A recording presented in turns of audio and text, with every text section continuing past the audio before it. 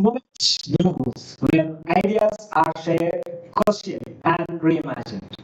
Good morning, respected dignitaries on the dais, participants, teachers, and students. On behalf of the organizing committee, it gives me immense pleasure and pride to welcome all of you to the second day of the two-day national seminar on the Corporeal 10 Embodied Paradigms of Ability, Disability, and Visibility. The second day is especially significant as it invites us to reflect deeply on disability representation, erasure, and the politics of imagination, themes that are not only academically relevant but also socially urgent. We are truly honored to commence this day with a session led by a distinguished academician whose work has contributed significantly to literary and cultural studies. Now, I invite Dr. Rohith Matthew, head of the Department of English, to kindly come forward and introduce today's esteemed resource person.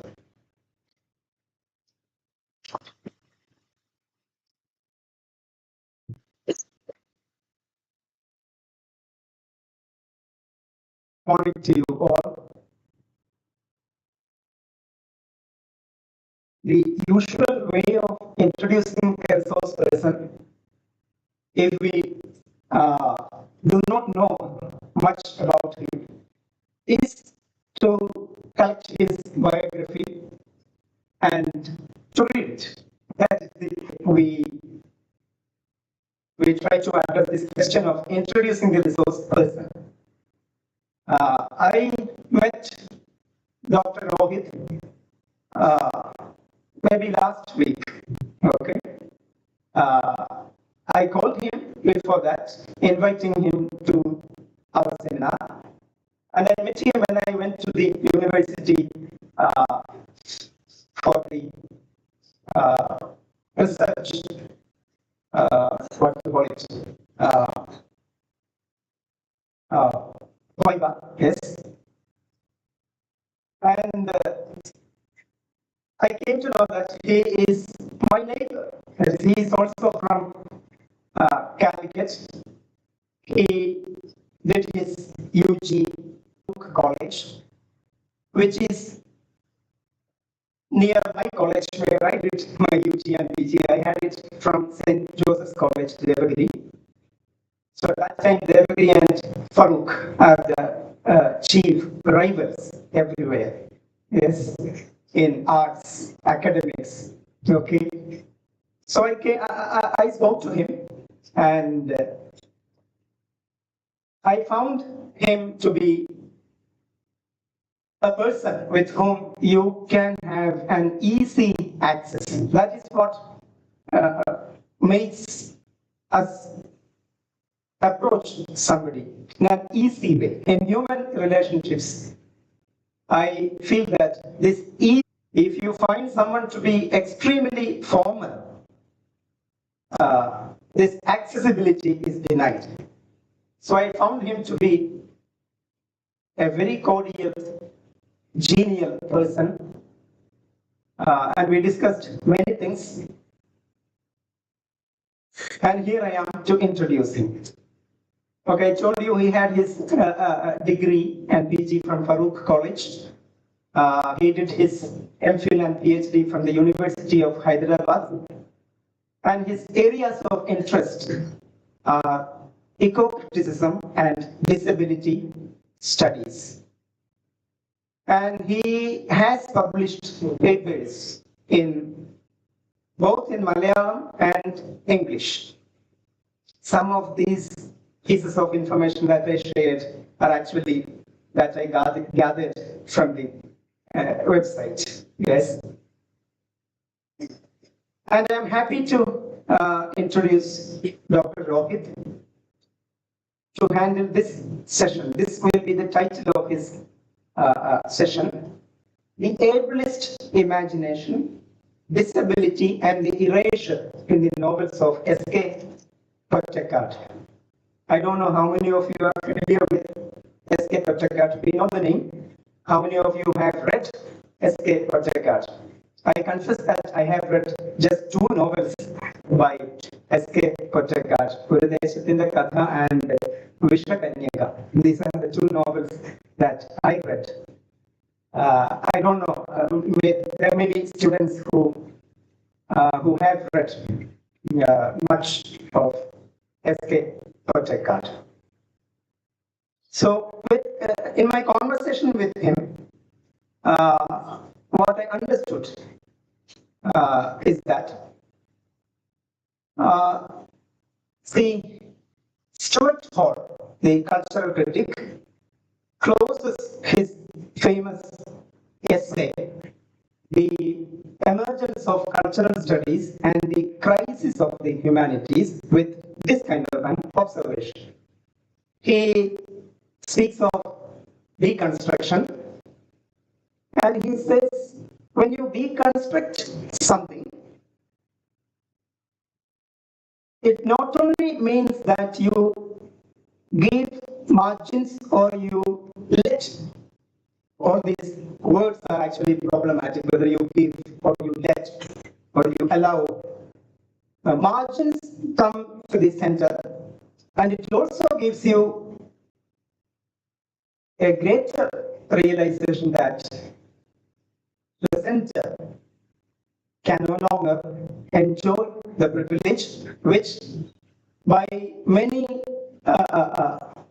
reasons, it has been enjoying so far. So this, I think, is the message that our seminar carries.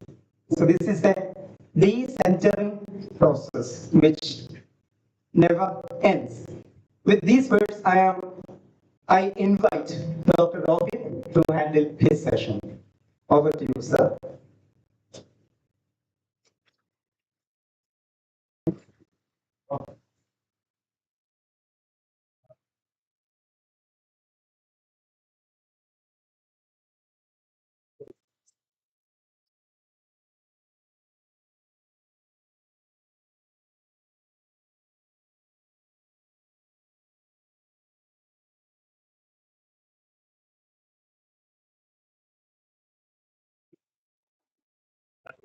Thank you. Good morning, everyone. Let me, at the outset, thank the organizers of this two-day seminar for giving me this opportunity to talk to you, to share my thoughts with you all. I'm also very happy that one of my friends is here, someone whom I, someone who kind of and helped me and took me to the area of disability studies. So make sure. That gives me immense pleasure to in this occasion. What I'm going to do today is more in the form of thinking aloud. This is not a final product that I'm going to present before you. I am kind of sharing my my thoughts on a few novels. I thought of doing it as a session on some of the novels of S.K. Pottekatt, and I chose S.K. Pottekatt also because as Joji, I'm happy that at least Joji sir has read one of the novels that I'm going to discuss today. But then, S.K. Pottekatt is, for people of my generation, a very familiar name. We grew up reading his works. The students who graduated in 90s and the late 80s and early 90s, or even late 90s, have, I'm sure, about a taste of escape with the car. But then when I really started thinking about it, reading Escape Pottekatt, I realized that rather than talking about the way disability is represented or the way disability is given meaning in the works of Escape Pottekatt, covering the entire over of Escape Pottekatt would be too much of a task. So what I'm going to do today is, instead of, I'm slightly kind of changing my focus from works of Pottekatt to a particular novel of Pottekatt. So we will not be looking at, or I will not be taking you through his works. We will confine our, or I will rather confine myself to one of his novels, a novel called Guru Deshatinde Kada, which is also translated into English as Tales of Adirani Padam. So, this is available in English as well. I don't know how many of the audience, how many of the students present here are familiar with the novel. This is a canonical text, literally Malayalam, in Malayalam. It has won Kerala Sahitya Akademi Award, Kerala Sahitya Akademi Award, and it has also fetched the author Jnanpith Award in 1980. So, it's one of the most celebrated novels in Malayalam during the second half of 20th century. And the author, S.K. Pottekatt too, is a canonical, is a major name in Malayalam literature. He is the pioneer of Malayalam travelogue writing, Malayalam travel literature. He has written 10 novels and has also produced some more than or almost 2 dozens of short story poetry. So a very prolific writer. More than this, he was also a politician. He was an MP from Calicut. So rather than confining himself as a writer, he was also a social, political worker, also, activist also. So that is a brief background to Escape Pottekatt and the novel that we are going to deal with today. Now, one of the problems that we might have with the title Guru Deshatinde Kada, Desham can also suggest nation, Deshiyata. So, but then here Desham is, very specific, in the sense of a very specific locale, a very specific region, a tiny region in Calicut, from where this guy, the writer, hailed.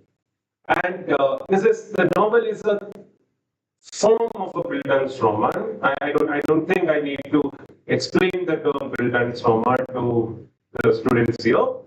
Where the writer is trying to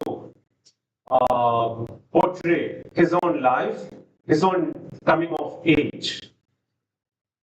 So this is what the novel does. This is the theme of the novel. The novel is a very thinly disguised autobiography of the writer, who is also the protagonist of the novel. And again, when I say the protagonist, the novel doesn't actually have a real protagonist. as the title suggests,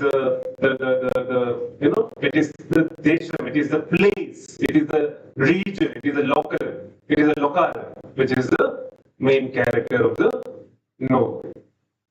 Tales of Adhiranipadam, the English translation. So, rather than a single story, it is a collection of, rather, the novelist has tried to use the traditional Indian modes of narration, where rather than focusing on one particular tale, one particular story, you have a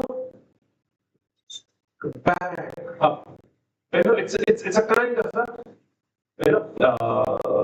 collection of stories, just as you see in the case of Mahabharata or other Saritmanas or like Chatagati.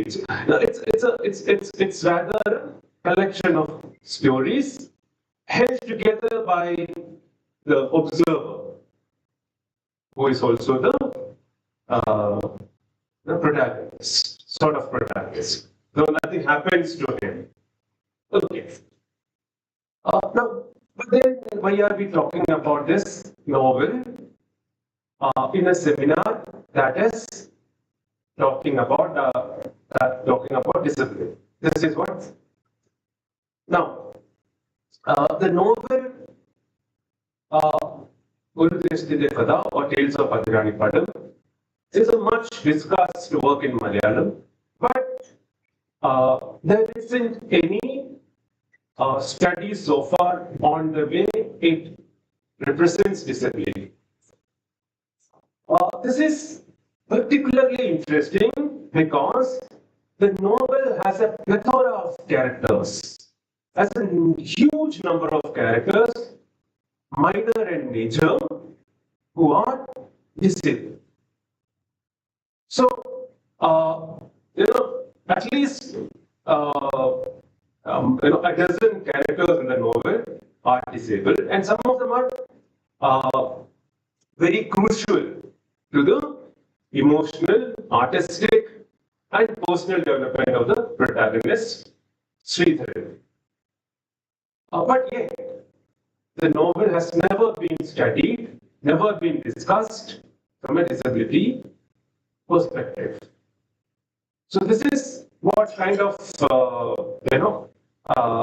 made me curious about the kind of critical engagement the text has created in Malayalam, in English also. Now the novel is in the form of a flashback.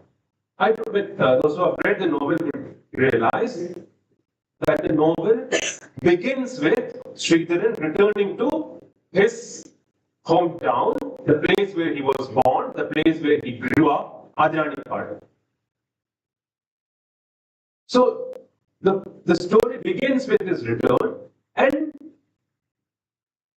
following this, 1 or 2 page long description of his return, he starts,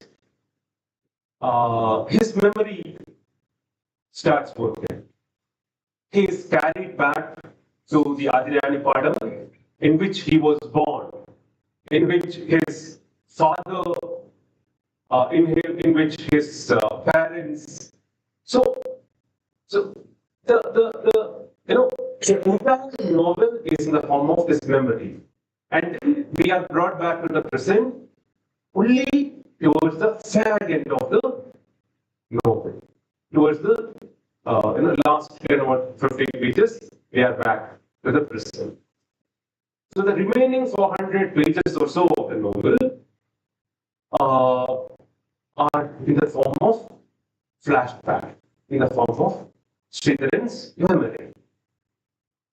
And one of his very early memories is one of his early memories. Yeah. So now the novel, the novel is significant in my uh, in my view, because it has a very dense archive. It contains a dense archive of disabled embodiment. Uh, and why I am interested in this novel is also because I'm curious in the way, in the ways in which disability is given meaning in the novel, and I would also like to know, this meaning that disability is given. At what cost is this meaning arrive? What is the cost? Is disability just kind of there as lived reality, or is it there in the form of stereotypes, or is disability presented as as a narrative tool? And if those of you who have listened to Professor Someshwar yesterday, would realize how disability studies see disability not as a personal impairment, as an individual as impairment of an individual. It is rather a cultural, social, and narrative creation. It is constructed through cultural, social, and narrative processes. So this is what I will be focusing on, the various ways in which S.K. Pottekatt or his novel tries to make meaning out of discipline. Now, one of the first encounters that we have with disability in the novel is Sridharan's experience of listening to a blind singer when he was very young. Very young means very young, probably 4 or 5 years old. And that is also one of his early experiences in the novel. First-hand experiences in the novel. So he is being carried by someone called Amalu, and he listens to this curious sound of someone singing, and he asks Amalama who this is, where does this sound come from? And she says it is a dhan. So he's blind, he's a singer, and Sridharan asks questions about Amalama. How did he become blind? Why is he singing? Why is his song so sad? So he wants answers. He wants explanations. And this is his first experience of disability, and rather than as a lived reality, the answers that he gets are from this Amaloma. And she gives her answers. She says he became blind because of smallpox. He's singing to get money, to make money.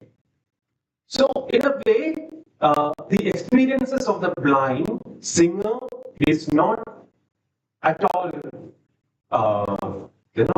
used. He's being talked about, he's being objectified, and there is also a fear. When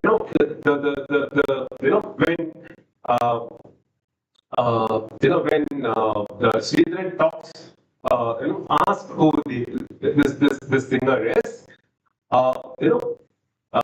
he's told he's a blind Pathan, and he's being frightened by saying that if you don't act properly, he will abduct you, he will take you. So it is this fear, it is this lack of sight No, disability is immediately explained as a lack, as a deficiency, as a defect. And the child Sridharan, the infant Sridharan, is also sad for the fact that this blind singer can't see, can't enjoy what he sees and enjoy. So he cannot enjoy nature, he cannot enjoy the divine blessings. So again, disability comes to him, or disability is experienced by this young child as a lack, as a defect. But I think we have here is what Rosemary Garland Thompson calls the ableist case. He is looking at disability through a non-disabled kind of a perspective, or an ableist perspective. This is the first experience that he has with disability. The next encounter that he and even before this, even before his birth, there is a disabled man in his family. He is the son of his father's second wife. His father has 3 sons in his first wife, and the youngest of that again is a child, Raghavan, who is paralyzed. But by the time Sridharan attains, becomes a conscious being, Raghavan had already died. Yeah. So the next encounter that Sridharan has with disability in the novel is with someone called Narayani. Narayani is the sister of Sridharan's friend Apu. And Narayani is paralyzed below her waist. Say, she is described as a very young, vivacious, beautiful girl who is confined to the floor. She is always presented in the novel as lying on an old mat on the floor of their house. Yet she is golden. She is described as twilight. So there is a certain kind of beauty. She kind of is very attractive, despite her being confined to her floor. Apu is always looking for a magical remedy to cure her. That is how Sridharan gets to know about Apu's sister. And when he hears about this girl, he wants to see her. So he goes to Apu's house and sees her, and he is quite attracted by this girl, enchanted by this, infatuated by this girl.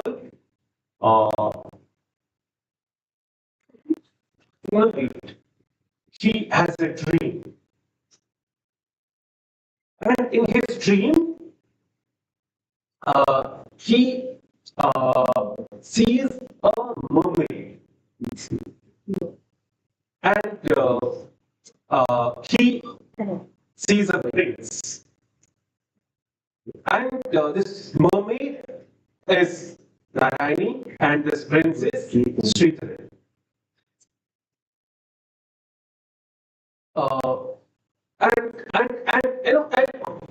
Sometimes there are quite a few number of dreams that he has about Narayani. Like she is either a mermaid or a fairy princess, What is interesting is he's never willing to grant humanity to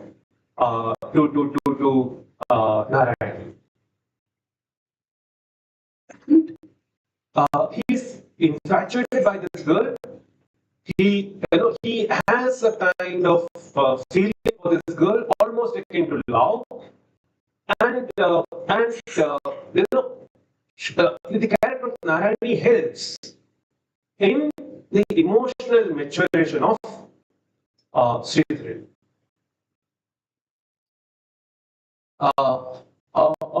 Like almost one third into the novel, Narayani dies, providing Sridharan a lesson on understanding and making sense of loss. So, in a sense, Narayani in the novel is there to facilitate emotional growth of Sridhar. She is not given any agency. We don't see her as a subject in the novel. She is always seen through the eyes of Sridhar. Regardless of this, she is a very, very, blood presence in the novel, but without any subjectivity, without any agency. She is there only for, only as a narrative prosthesis, a narrative instrument, as David Mitchell and Sheryl Snyder would argue in their narrative prosthesis. So she is there just to ensure that Sridharan is emotionally grown, or Sridharan can make sense of, like when she dies, he has the first experience of loss. So how to come to terms with loss, how to, like all these things he learns through the existence of Narayani. But Narayani has no relevance for, as far as she's concerned. She's only valid because of this character of Sridhar. We also see quite a few number of characters like Narayani getting,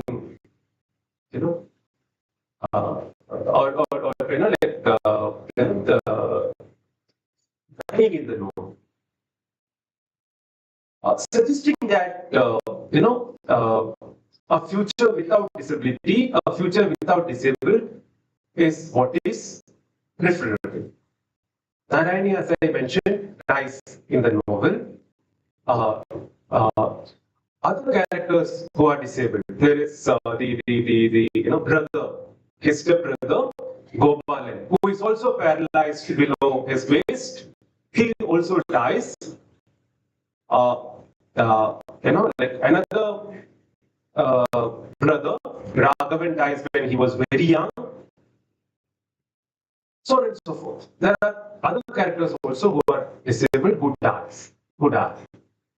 So, again, in disability studies, there is this concept of curative imaginaries. Curative imaginaries are, a kind of future, a kind of society, a kind of existence where disability is cured, or disability disability disappears either through death or through cure. Disability cannot be a valid state of existence. So we see this throughout the novel. We see both Sridharan and Apu trying to cure Narayani. Apu is trying for a magical remedy, and in his dreams, Sridharan also is looking for a magical remedy for Narayani. This so is the case with his brother Gopalan. The entire nation is after a cure for his paralyzed brother.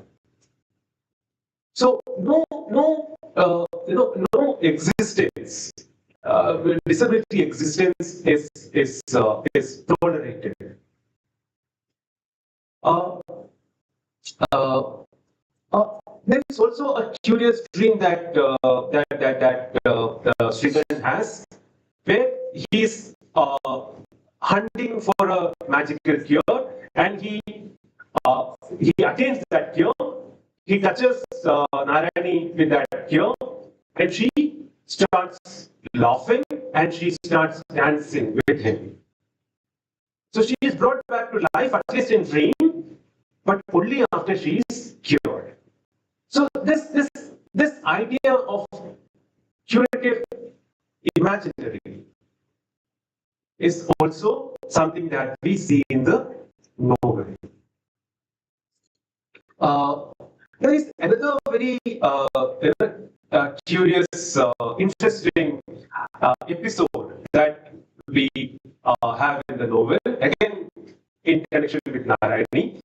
Ever since he met Narayani, he is quite infatuated with this girl, and this girl is also quite fond of Sridharan, because Sridharan is a very dear friend of her brother, and the friend of brother Apu. So she gives a garland. She makes a garland of Eleni flowers and gives it to Sridharan through her brother. And Eleni, as you all know, is a very fragrant kind of a flower. So he keeps it below his pillow, and he falls asleep. Somewhere in the night, he gets up and he starts screaming, "Snake, snake!" So the entire household is,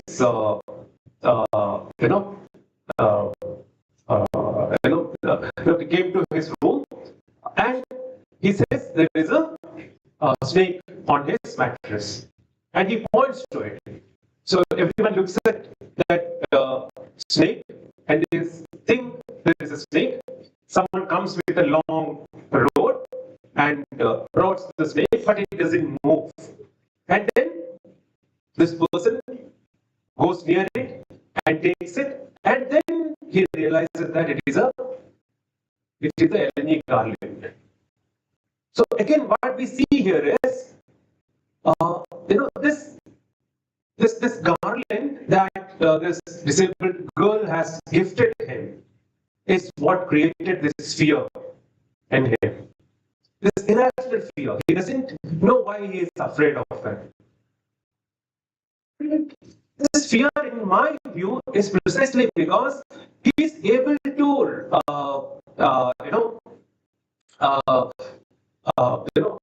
feel that attraction from a distance. He is able to appreciate her from a distance. He is able to grant her personality as long as she is away from him. But the moment she is close to him, she, at least through this garland, the moment she's close to him, he is fearful of this girl, her disability. So maybe it is not just a disability. Maybe one can also see how this desire of disabled body is also kind of making him fearful.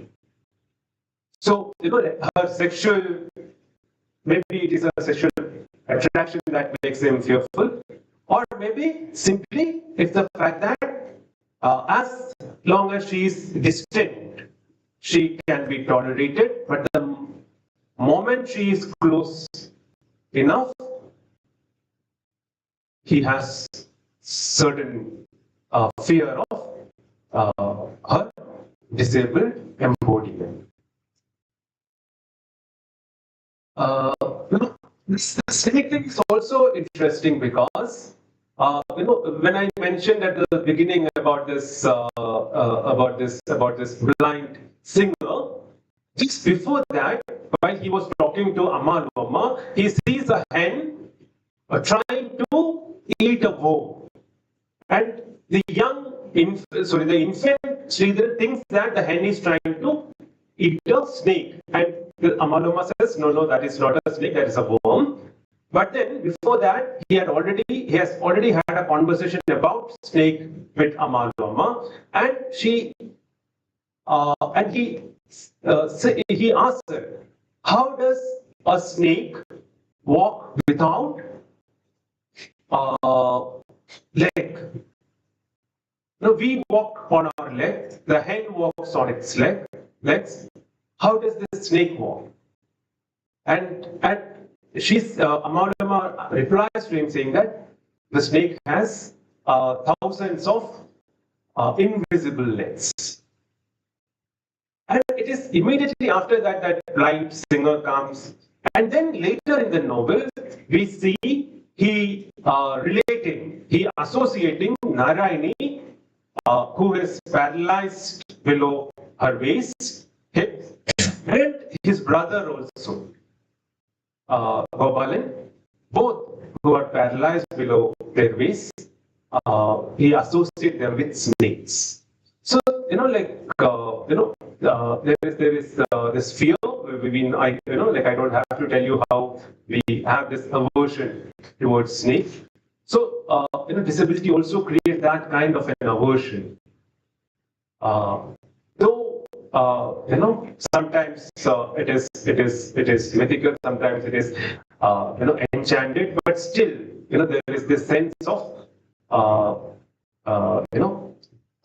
aversion that we see in characters like Sridhar. Now, another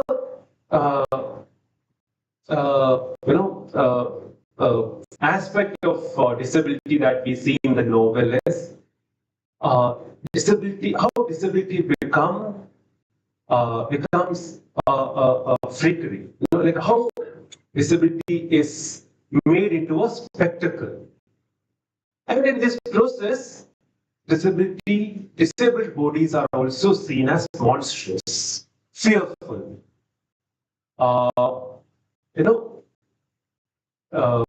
kind of demonized. So this is when Sridharan is adolescent, he has completed his 10th, and now he is walking through what they call Bhudatan Parvata, a ghost, grove, a place where people, there are quite a lot of folk tales about that particular area. People, there are a lot of palm trees and yakshi stories and all. So he walks through that place, and he's crossing that place during afternoon, and he looks at a hut nearby, and this place also is close to a colony. It's close to a Harijan colony. So he, while walking, he looks at one of the houses, one of the these small houses, huts, and he finds a one-eyed woman. He sees a one-eyed woman, and he immediately thinks that she is a yakshi. And he is fearful of her. He runs away from that place. Then he returns to that place after a few days with Apu. And at that point of time, Apu tells him that this is a colony where people of lower caste people live. He describes them, and but still this figure of Yakshi, this one night, he again meets that girl, that woman. She is sitting and doing something, but again he is afraid of her. He looks at her face, her one-eyed face, and immediately he finds her very frightening. So again, as Garland Thompson would argue, there is a certain kind of spectacle, that we make out of disability. Closely related to this is, the way in which the novel describes characters. Many of the characters in the novels are described Pottekatt, one-eyed, Kongan, squint-eyed. And these are not just, one-time descriptions. These are their names. The Kongan and Mapla, Pottekatt, this person, Kunin, Kulan, dwarf, hunchback. So there is this kind of reducing people to their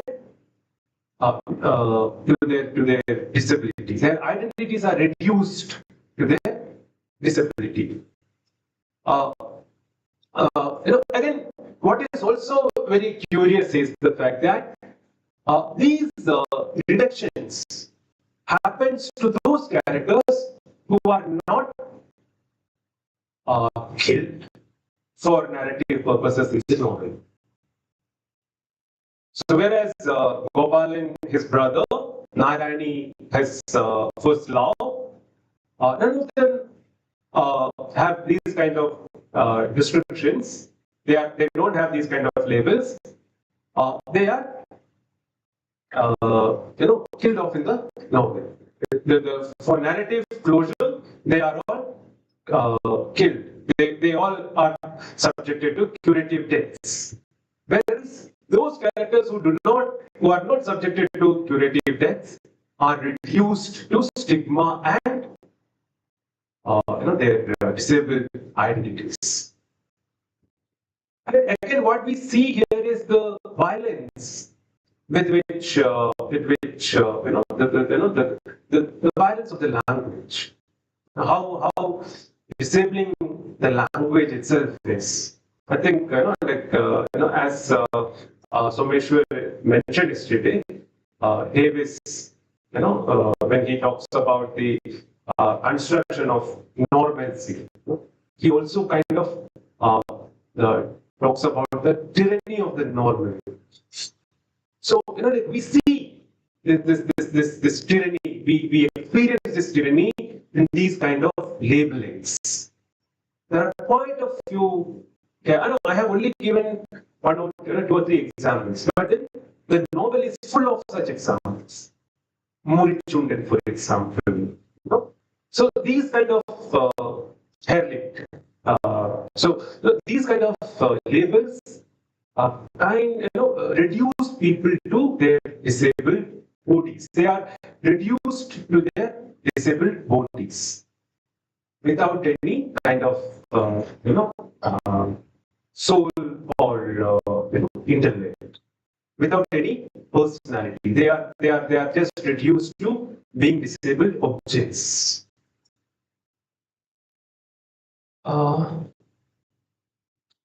Now, that's also, now when I say this is how disability, these are the various ways in which disability and disabled characters come on, are presented on the pages of the novel. Also, characters who are presented as inhabiting disabled bodies, as living, characters, disabled characters who are granted the personality, the disabled characters who are accorded humanity, A very good example of that is toward the end of the novel, when Sridharan returns to Adranipadu. After his reminiscence, after his memories, he walks through Adranipadu and finds one of the, one of his neighbors. So, that house, he immediately recognizes that house, he enters it, and he meets someone called Velu Mooper. This person was his neighbor, and now he's 90, more than 90 years old, a very old person. After talking to him, he realizes that Velu Mooper has become blind, has gone blind. There are other blind characters also in the novel. I haven't talked about them. There is a story that Sridharan writes about a blind beggar and his son, and his deformed son. Again, a stereotypical, portrait. So he enters this house, realizes Velu Mooper has gone blind, but he has a very deep conversation with Velu Mooper, and Velu Mooper provides him with a lot of information about what happened to the people of that place, what has happened to that place after Sridharan's leaving. So we see individuality, personality, like humanity being granted to this character of Velu Mooper. What I think, again,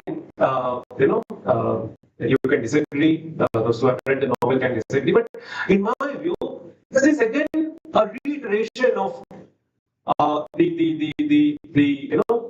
ableist idea of disability as to be accommodated only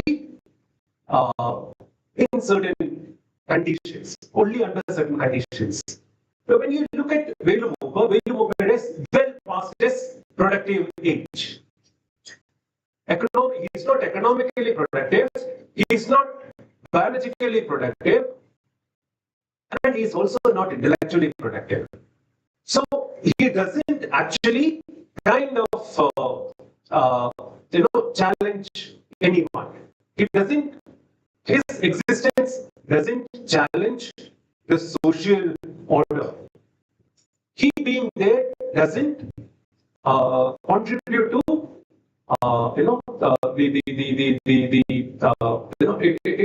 it doesn't defy the ableist world.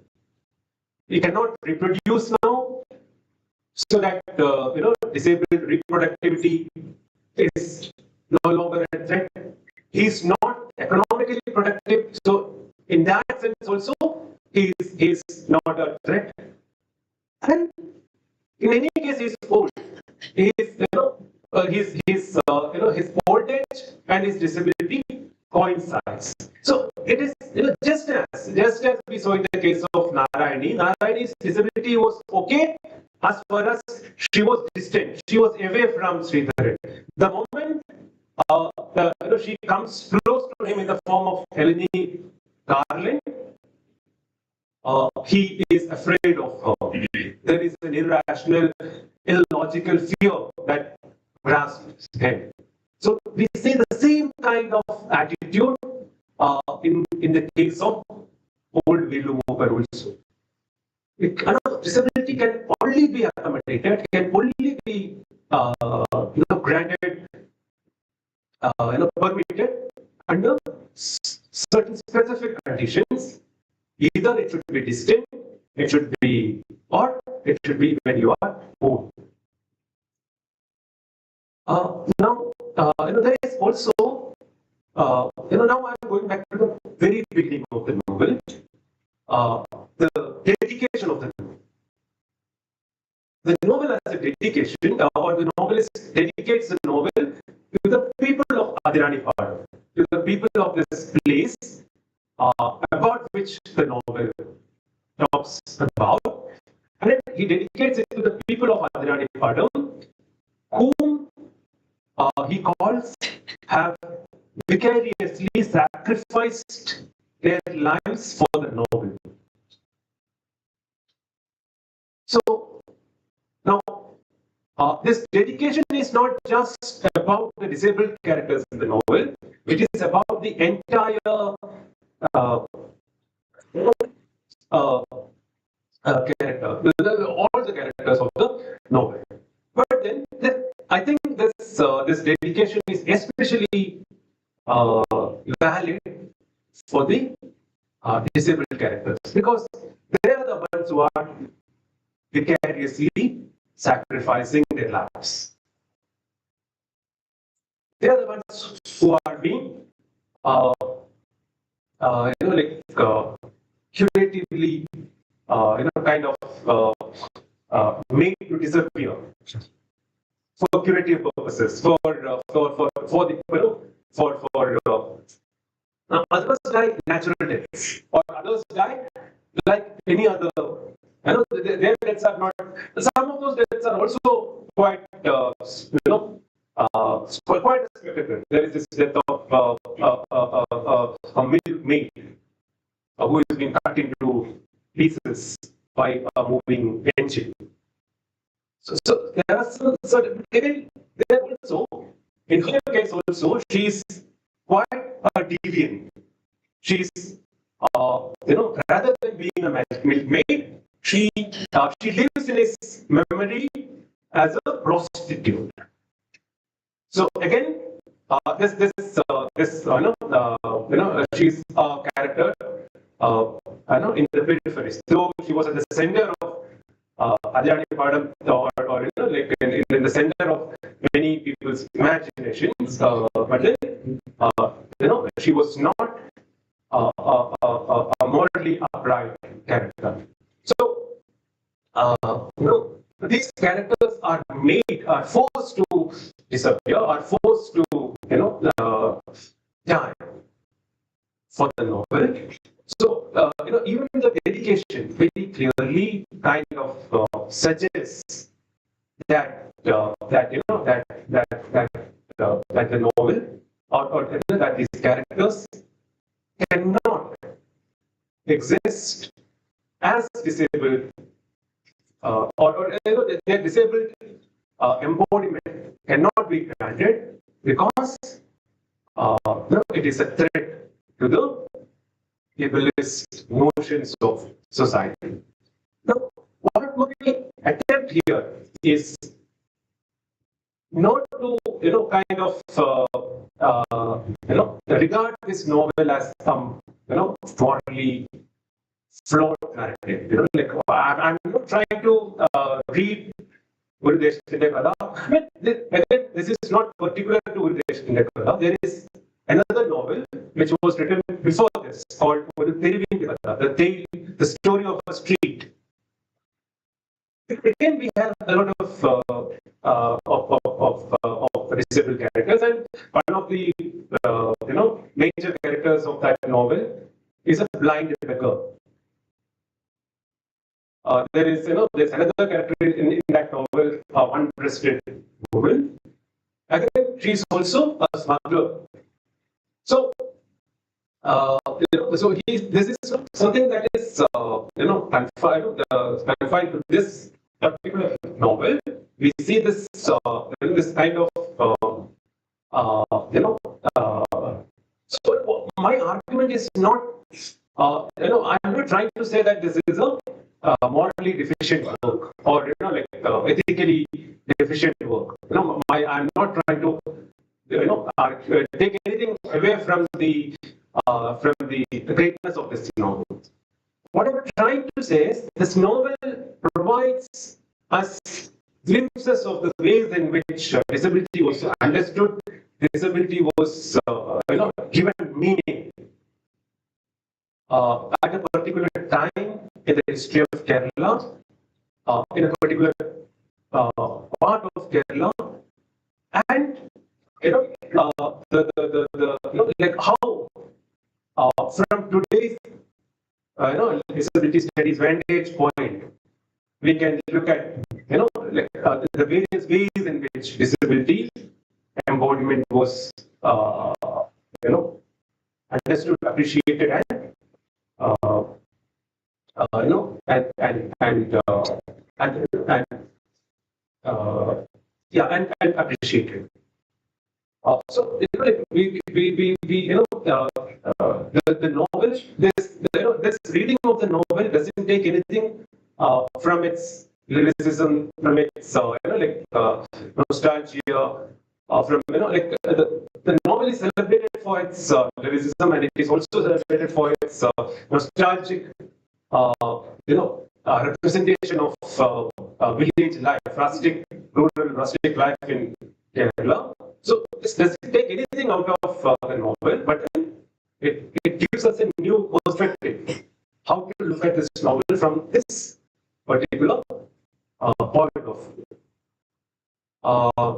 I think I will stop here. Now let us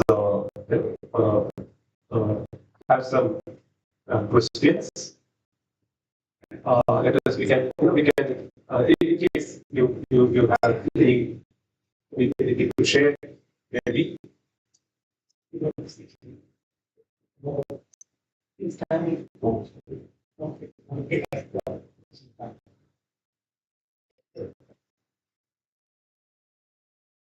How many of you have read the novel? Well, familiar with the novel?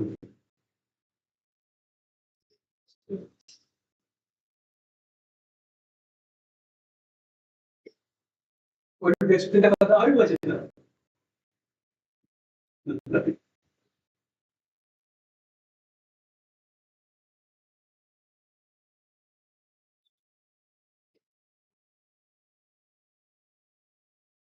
Now the audience, I think, can come up with your observations, questions, comments, or discussions.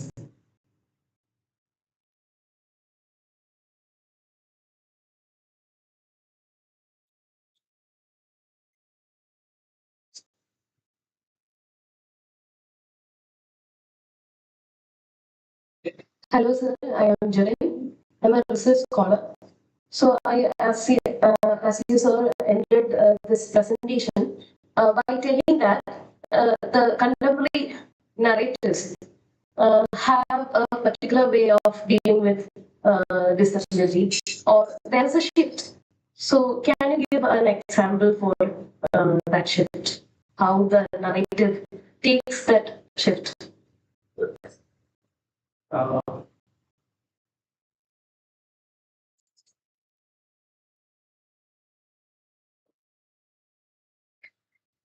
See again, if you look at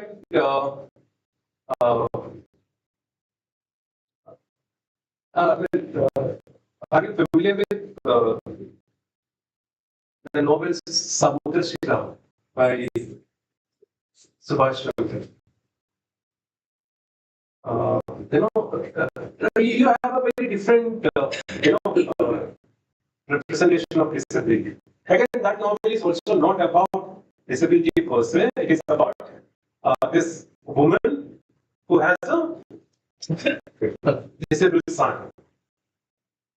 But then, you know, disability is not, you know, made into a spectacle, you know, or disability is not represented, you know, the way it is represented in. I mean, I'm not saying that these are all, you know, deliberate ways of doing this. You know?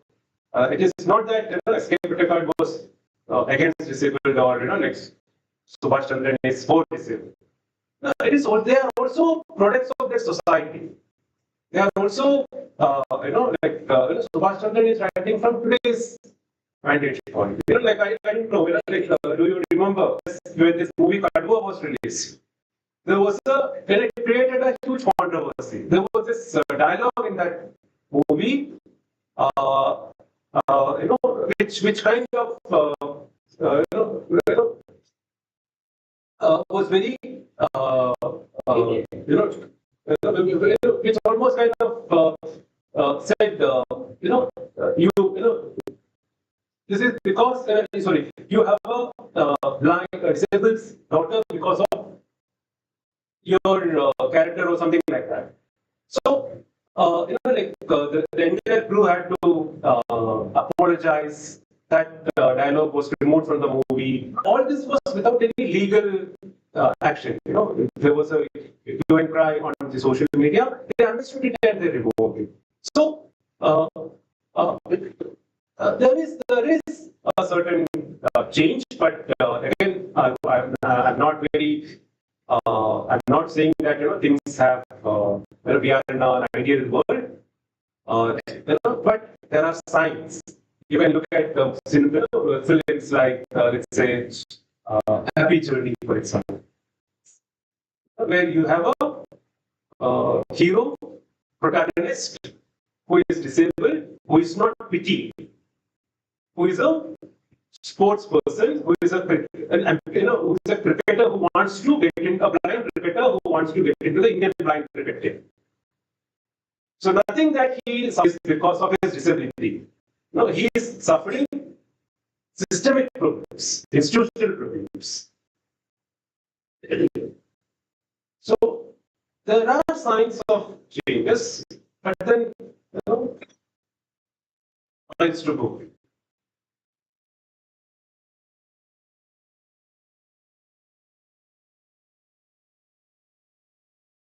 This is also maybe because a lot of persons with disabilities, disabled activists, disabled professionals, disabled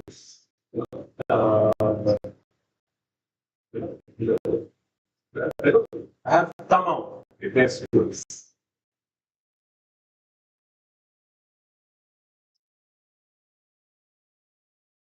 Sir, my name is Maria Thomas. Sir, we have actually in our curriculum to study a novel, Saramago's Blindness. So in that particular novel, all the people go blind, and the deviant actually is the person who can see, and she adopts her wife in that. So how sir would observe that novel? See, that is a very interesting novel. It has also a sequel. What's the name of that? I forgot it. I've read that. Anyway, so in this novel, except for this lady, everyone else go blind, right? David Mitchell and Sherin Snyder have come up with a concept called narrative prosthesis. The idea is, prosthesis, right? Prosthesis is artificial, right? So, according to them, traditionally, disability is used as a prosthesis, as a tool to support the narrative. So disability, a disabled character comes in a work, or disability comes in a work not to represent disability. It is there for some other purposes. So here again, what in this novel, blindness is not there as a lived reality. It is as a metaphor.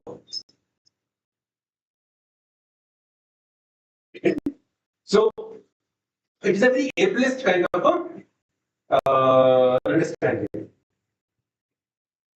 But at the same time, yesterday's Thomas talked about an HGL story where also everyone is blind. But there, in that novel, in that story, business suggests, or it actually questions the ableist notion of the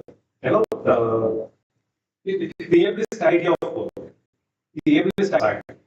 But again, he also has a different ending to that. There are two endings. The second ending is slightly more, conventional, more akin to conventional. But this is, in this novel, blindness is used as a metaphor. And we see this in many, you can think of the character of Tiresias, again, where blindness is metaphorical. He cannot see what is in front of him, but he can see what is past and what is it, but what is in front of him, he cannot see. So, like this kind of a metaphor. Hello, Rohith sir, I'm Ashwati.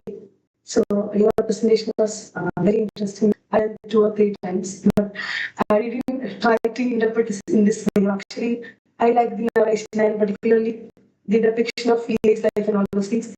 So this was very interesting and also new perspective. And you also talk about the movie Kadwa and also the book Smaraka Chilagal. I also read that book. Subhash Chandra. So my one question is not related to the book or movie or anything. So nowadays, even though we are living in a very progressive society, we believe, so people use disability as a tool to create their videos and all those things. So elections I have noticed many videos people use disability, particularly blind character and also wheelchair. I mean different disabled people as humor. So something they want to make some content, so they use this because they can create humor. So how you can react? So actually sometimes we get irritated by seeing this type of videos. Many times we try to block their channels and get complaint and all those things. So what's your suggestion? So what we can do against this type? Because people always think like this. So നമ്മൾ എത്ര progressive ആണെന്ന് പറഞ്ഞാലും ആൾക്കാർ ഇപ്പോഴും ഒരു content create സമയം കൂടുതൽ അവരൊരു കൈൻഡ് ഓഫ് എന്തോ ഒരു പ്രഷർ കിട്ടുന്ന പോലെ അവർക്കൊരു കണ്ടന്റ് ഉണ്ടാക്കാൻ വേണ്ടി ഡിസബിലിറ്റി ആണ് കൂടുതൽ ഒരു ഫോക്കസ് ചെയ്യാം. സോ ഇങ്ങനെയുള്ള വീഡിയോസ് എന്ത് മെസ്സേജസ് ആണ് സൊസൈറ്റിക്ക് കൊടുക്കുന്നതെങ്കിൽ what actually we can do? Because ഇവിടെ ഇരിക്കുന്ന മൊത്തം സ്റ്റുഡൻസ് ആണെങ്കിൽ ഇങ്ങനെയുള്ള വീഡിയോസ് കാണുന്ന ആളുകളായിരിക്കും. സോ സാറിന്റെ ഒരു പേഴ്സണൽ രീതിയിൽ എന്താണ് ഇവരോട് ഈ ഒരു ജനറലി പറയാനുള്ളത് പറയുന്നത്? See, I think we many of us, I don't know, like we do indulge in these kind of things. We have done it. But then these days many of us don't do it also because we are aware of what it indeed, what its implications are. We have a lot of casteist jokes, sexist jokes, right? You can think of jokes about women driving. How many jokes? Any number of jokes. So, many of us, people, even today, people, crack those jokes as if these are very true. So I think the only this incident that Ashwati is referring to happened during the Panchayat, the local body elections. During last month, there was this YouTube channel, very I think reasonably well followed YouTube channel that they posted a video about a blind person going voting. So the blind person was presented in such a way that he was not able to identify the EVM. He touches someone's face and he thinks it is EVM. So that is a kind. Here again, what we have is this disability is not used. The disability is used as a narrative tool. Disability is used to elicit humor. It is not presented as a lived reality. So it is not presented from the point of view of the disabled, from the point of view of the blind. And when I think Ashwati and others very actively pursued it, they talked to the content creator, they threatened them with legal action, and finally they apologized on their channel. They withdrew that, they deleted that video. So when they were told about the legal implications of it, how wrong their video was, they understood it, and I think this is how we have to deal with those things. So it also is a way of creating awareness. Now I don't think they will create any such videos in the future. So of course, we need to look at disability not as a narrative instrument, something that we can use to create content. It has to be seen as a lived reality, a way of being in the world, a way of existing in the world. No, when we look at Sridharan's first encounter with disability, he understands disability as a difference. So it is this idea of disability as a difference that creates, that is problematic. We need to understand disability as a way of, as a form of diversity. Just as we can have different skin colors, colors of hair, similarly, we can also have different forms of embodiment. So, I think that is the education that children children should get, not the kind of education that Sridharan gets, where he sees disability, disabled embodiment as a difference.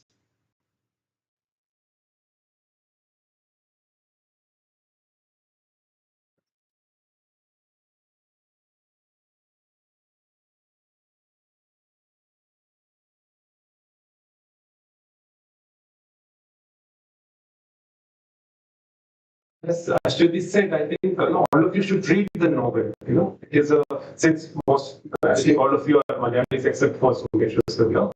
All of you should read the novel. It's a very wonderfully written novel. Whatever I said about the novel, it shouldn't create a the novel. No, any novel, any any literary work can have these kind of interpretations. Even this novel, Art of Darkness by Contract, has created such hue and cry. But that's not to say that the novel is bad.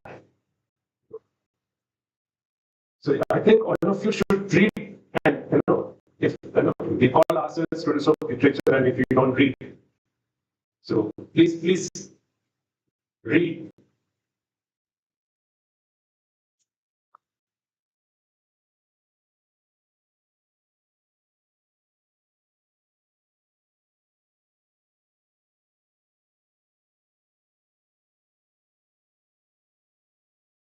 Good morning. I also teach English. I'm an English teacher and here to attend the seminar and also, renew my contact with Someshwar, with whom I studied in Delhi years and years ago. Just carrying the discussion forward and, congratulating Rohith on presenting a novel which most people haven't read. Almost everybody said no when he asked, have you read the novel? Even I haven't.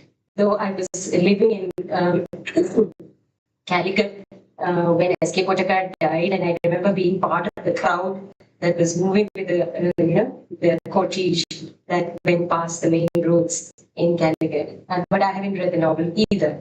I'm just carrying the discussion forward, as I said I want to. What role do you think literature, cultural studies, and humanities in general has had in changing the terms of reference of disability today?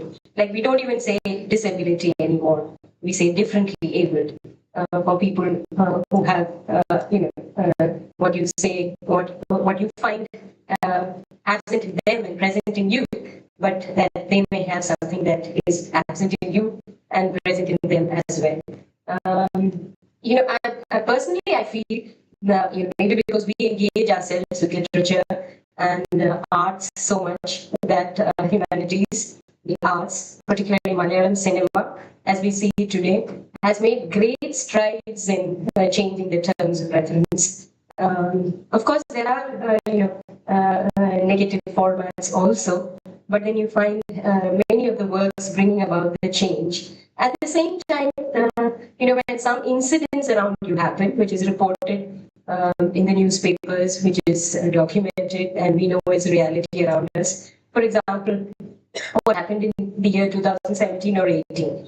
The rape of a girl in a moving train by this man who was disabled, Govinda Chami, who also tried to jump jail a year ago. I personally was so disappointed when I read the news that this man is a disabled man. When incidents like this happen, it actually reverses the whole process of the changes that we have made so far from the world of not reportage, but from the world of literature in bringing back the stereotypes. The conversations that happened around this incident, the real incident, and of course the legal procedures that happened after that. This fellow, how did he manage that? Being a one-armed fellow. These are the kind of people that need to be feared, that are around us. So my question is this: every stride that we make by activism, by corrective measures in the world of art, sometimes is negated by what happens really around us, what happens in the form of real-time documentation. Do you think this is negative? Do you think something ought to be done about it? Even that can be tackled from a world of writing, from the world of letters, as we say. This is just a thought. It's not a question that I want you to answer and solve. I hope I have made myself clear. Yeah. I don't have any. So it's to the last part of your. I can also think about it, think along with you. But regarding the first part, the ways in which disability, disabled, these terms. I think the way I think Sumeshwar kind of touched upon it, the kind of mentioned it yesterday. Before the emergence of disability studies or disability activism, the idea of disability, this was largely understood from a medical charity point of view, and the disability resides in the body. This was the idea. Disability is in the body. It is the defect of a body, and in order to come out of disability, in order to get out of it, one needs to fix it, cure it, treat it. But then later, by 1950s, late 1960s, after 1950s, there was a change in this attitude, and people began to see disability and what we today call as disability as something not completely associated with a body, with an individual's body. It happens when when an individual interacts with his or her surroundings. The Someshwar mentioned this example yesterday. Suppose a wheelchair user wants to get into a building and there are no ramps. So he is made disabled by the lack of ramps, he or she. So in that sense, disability is not something that resides in that person's body. It happens when he or she interacts with surroundings. For me, in the case of, if I take my case, if you give me a book to read, I'll be disabled. But if you provide me an e-copy or soft copy of that book, I won't feel disabled. So I think, and there are different terms that were used at different points of time. differently able was one such, but again, differently able is also kind of a kind of euphemistic term, which is more of an idealizing, glorifying kind of a term. People, what is this different ability? You can also think of this new term, Divyangjan. So, disability is more of the term disability, the disabled. It is more of an activist term. So I think today, it is disabled or persons with disability. Disability is, and we also tend to differentiate between disability and impairment. Impairment is, individual. It is, related to body, whereas disability happens when we interact with our surroundings. That is the first part, and then like the second part, I think. See, you gave the example of Govindacham. It also, it kind of reiterates the idea, the disability studies idea that persons with disabilities are also normal people. Just like normal people contains criminals, they have criminal traits. Disabled people can also have those traits. If you have, they are not different from what we are, what others are. So, but again, yes, they are used against persons with disabilities. Just like if when a terrorist attack happens, we demonize the Muslim community in India or anywhere in the world. Or earlier it used to be, maybe in Europe it was the Jews. So these kind of, tendencies, are there. We do it, if a lower caste person, a Dalit does something, it is attributed to the entire society, entire community. But when Sarita Nair does something, that doesn't get attributed to the entire Nair community, right? So I think that it says that it suggests that we have these kind of stereotypes about communities, about groups. So our stereotype about Dalit is like one, but we don't have those kind of stereotypes about Nayars or Namboodiris or Syrian Christians. So I think. That's something. What says? Yes, please.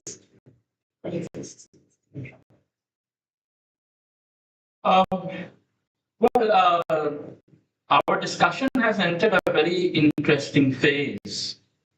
Interesting because it is pertinent, and interesting because it is something that we should be very clear about. The nomenclature to be used to refer to a particular community, how important is that? People tend to celebrate the term differently able and feeling soured when they use it.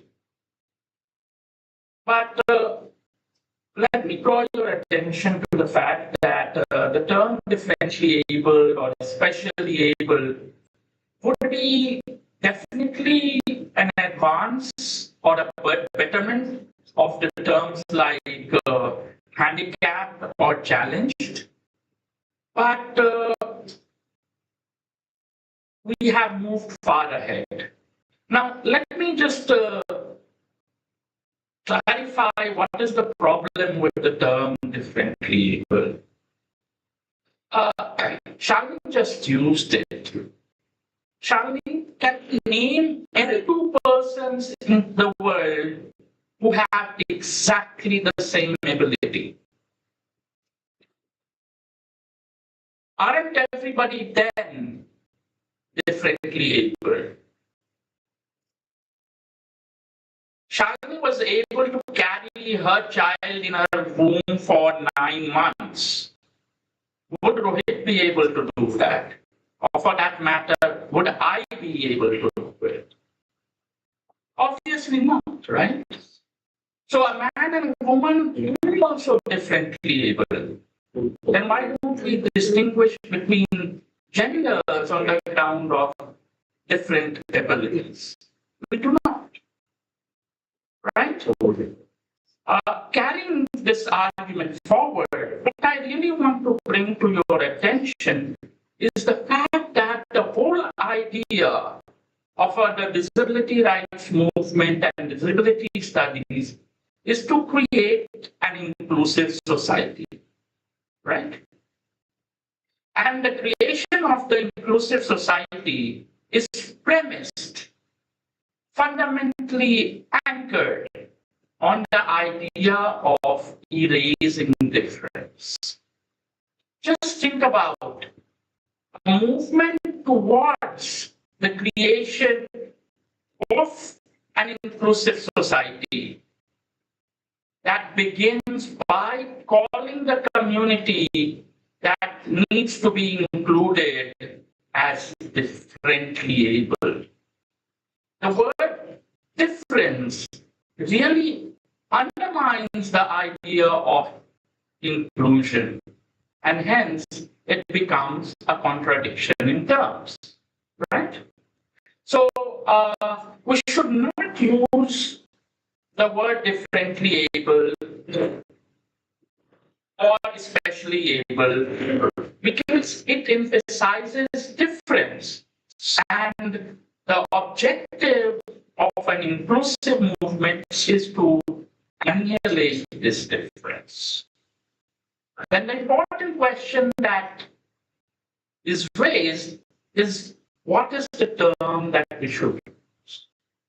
As Rohith rightly pointed out, the preferred term today, the preferred and politically correct term today is persons with disability and disabled people.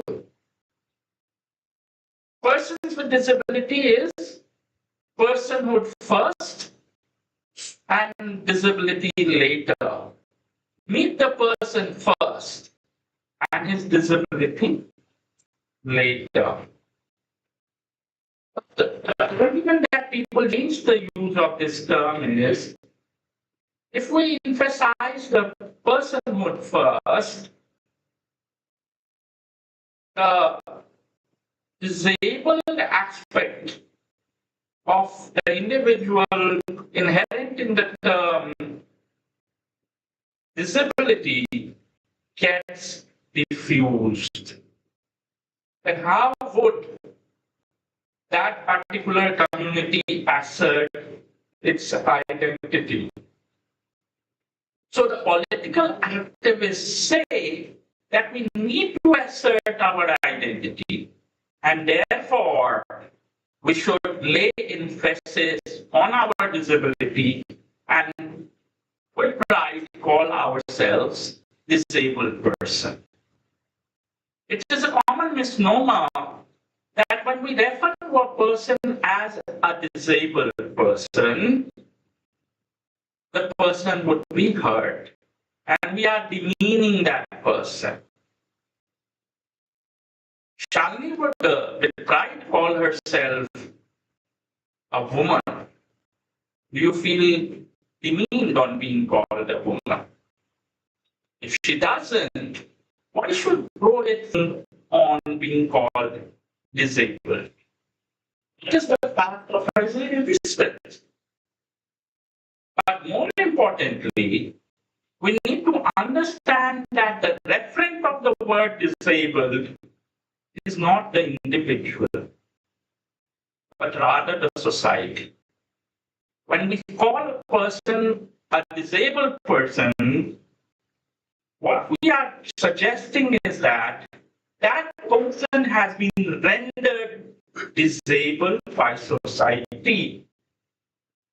This may sound strange, but let me explain that very quickly. We all use computers, right? Now, when we want to shut off the mic and we press on the mute button, what does appear on the screen? The mic has been disabled or has been muted, right? The mic has been disabled. So is that describing the mic, or is that word has been disabled describing the action of the person using the computer who has muted the mic? Just think about that. If you want to clarify this further, let me give you another example. A bomb is found on the railway station. The police comes and this activates the bomb. In the evening news, it comes that the police disabled the bomb. Is the word disabled associated with the bomb, or is it associated with the action of the police?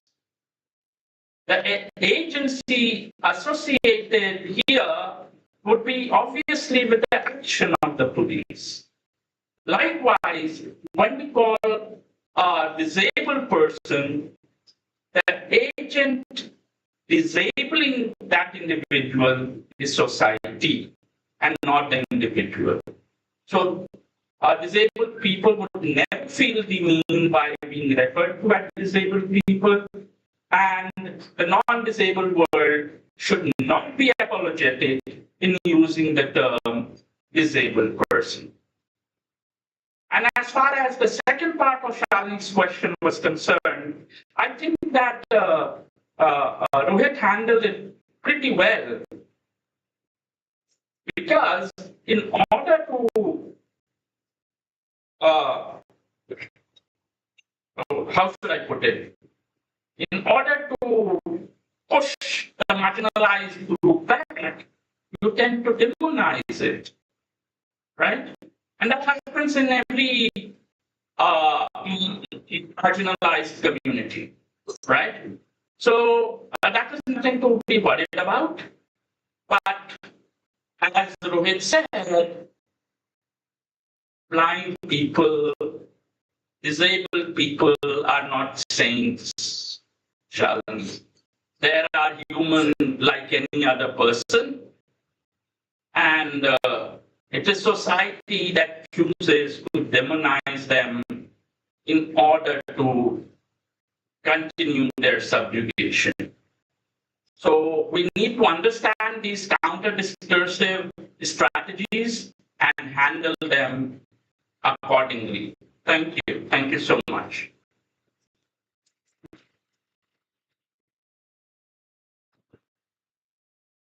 I think we shall wind up this session.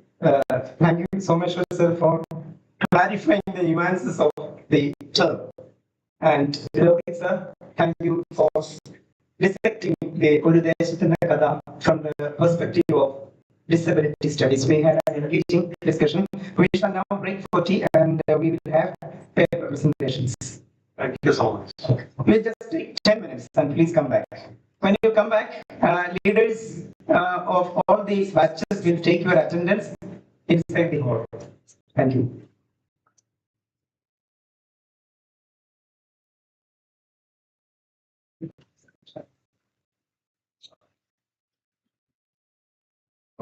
Shaminde.